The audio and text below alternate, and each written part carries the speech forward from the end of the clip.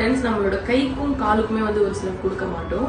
ஆனா நான் இங்க வந்து ஃபர்ஸ்ட் சிட்டிங் தான் இவங்க கிட்ட எடுத்தேன். உங்களுக்கு என்னோட காலை பார்த்தா தெரியும். ஆக்சுவலி அவங்க கீழே போஸ்ட் பண்ணுவாங்க.